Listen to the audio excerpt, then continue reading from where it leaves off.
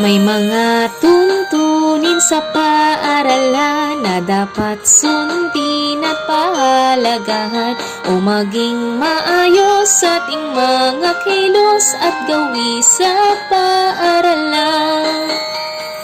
Pumasok ng maaga, maayos na pumila, uniforme mo'y gamitin na nang tayo ay masaya.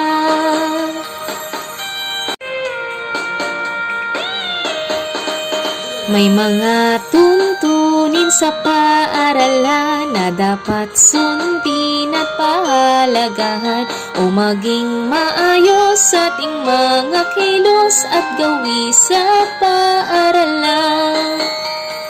Pumasok ng maaga, maayos na pumila, uniforme mo'y gamitin na nang tayo ay masaya.